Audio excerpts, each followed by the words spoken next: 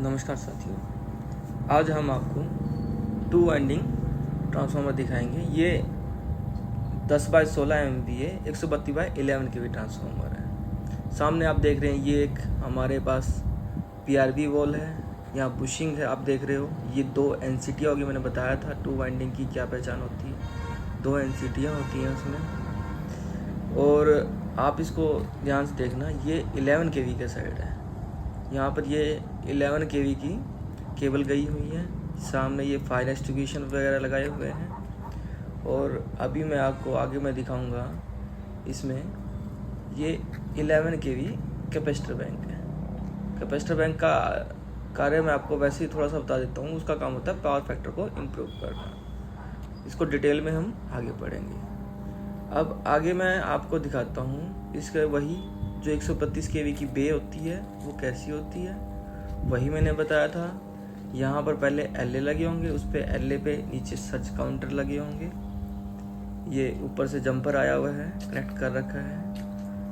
ये हम सामने 3 आपको सर्च काउंटर दिख रहे हैं। सर्च काउंटर का ऐसा होता है, उसमें काउंटिंग आती है, इसमें जैसे 28 नंबर है, और साथ में जो इसकी सुई होती है वो ग्रीन पे रहनी है, इसका मतलब वो हेल्दी है। ये हमारी सीटियाँ हैं। सीटियों की पहचान ये होती है कि इसमें एक इन और एक आउट पॉइंट होता है।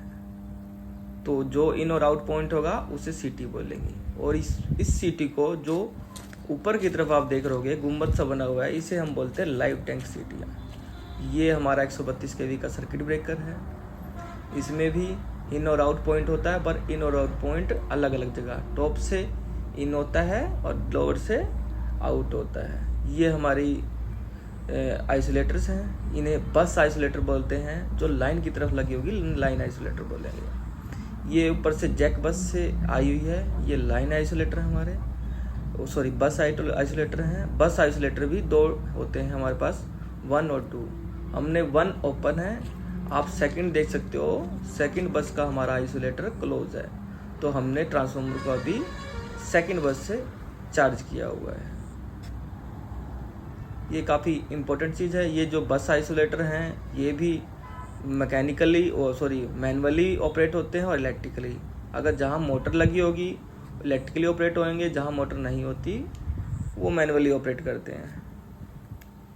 आप ये देख सकते हो स्ट्रक्चर, ये बस दिखा रहा हूँ मैं आपको। और ये सामने एक और SF6 सर्किट ब्रेकर है, लेकिन ये थोड़ा पुराने मेक का है। अब काफ़ी एडवांस हो गए हैं, काफ़ी टेक्नोलॉजी डेवलप हो गई है, तो अब आजकल बहुत अच्छे सर्किट ब्रेकर आ रहे हैं, बहुत अच्छे मॉडल में।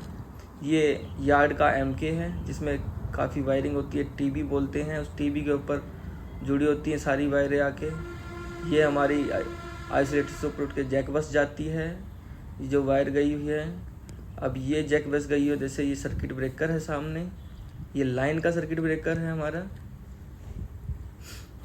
ये थोड़ा पुराना है, यहाँ इसका थोड़ा सा हैवी बल्कि शेप में है। ये जो अब आ रहे हैं वो थोड़े मतलब अब कॉस्ट कटिंग करके उनको थोड़ा सा टेक्नोलॉजी डेवलपमेंट के कारण उनमें थोड़ा सा अब अच्छे दिखने में भी हैं और उनकी स्ट्रेंथ भी अच्छी है।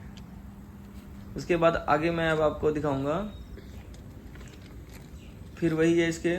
अब ये सीटियाँ हैं, इस पे ऊपर गुम्बद सा बना हुआ है, तो ये लाइव टैंक है, इसमें इन और आउट पॉइंट है। फिर उसके बाद ये आइसोलेटर लगा हुआ है, इसे बोलेंगे लाइन आइसोलेटर। आइसोलेटर वैसे जो लाइन पे लगे होते हैं लाइन आइसोलेटर बोल देते हैं, जो बस पे लगे होते हैं उन्हें बस आइसोलेटर बोलते हैं। ये हमारा वेव ट्रैप है। वेव ट्रैप का काम हमारा कम्युनिकेशन में यूज होता है। ये हाई फ्रिक्वेंसी सिग्नल्स को रोक देता है और सिर्फ पावर फ्रिक्वेंसी सिग्नल को, जो हमारी 50 से 60 हर्ट्ज के बीच में है, उसी को जाने देता है। मेनली तो हमारा सिस्टम 50 हर्ट्ज पे काम करता है, तो उसको ये जाने देता है। ये हमारी परमानेंट अर्थिंग है। जब भी हम कोई काम करते हैं तो इस परमानेंट अर्थिंग को लगा लेते हैं, ताकि किसी भी वर्किंग पर्सन को कोई इंडक्शन या करंट ना लगे। ये हमारी CVTयाँ हैं। CVTयाँ में सिर्फ एक ही इन पॉइंट होता है, कोई आउट पॉइंट नहीं होता। CVT को हम कैपेसिटिव वोल्टेज ट्रांसफार्मर बोलते हैं। ये हमारा करियर इस कम्युनिकेशन में भी यूज होता है, और ये हमारी रिले को वोल्टेज देने के लिए भी यूज होता है। ये हमारी LAs हैं। ये हमारे इस पे वही सर्ज काउंटर लगे हुए हैं। और आप ये जो स्ट्रिप देख रहे हैं, ये हरी सी है जो, इनको बोलते हैं अर्थिंग स्ट्रिप। जितने इक्विपमेंट होंगे सब में अर्थिंग करी होगी। अर्थिंग हमारी इलेक्ट्रिसिटी डिपार्टमेंट का बहुत इंपॉर्टेंट पॉइंट होता है। ये हमारे स्ट्रक्चर खड़े हैं, ये टावर है। यहाँ से ये देखो 3 फेज ये वायर आई हैं, ये तीनों बे पे आ जाएंगी। रेड वाई ब्लू फेज होती है।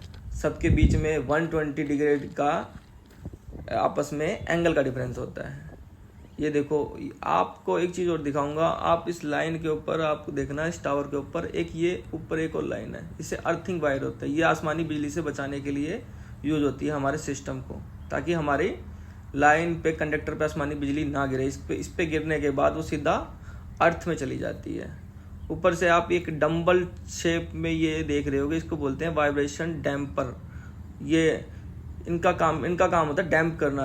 मतलब कोई भी वाइब्रेशन मैकेनिकली अगर जैसे हवा चल रही है तो ज़्यादा वाइब्रेट ना करें, उस वाइब्रेशन को ख़त्म कर दें, तो ये वाइब्रेशन डैम्पर बोलते हैं। ये हमारे इंसुलेटर डिस्क लगी हुई हैं। हर एक जितनी कैपेसिटी बढ़ती जाएगी डिस्कों की संख्या बढ़ती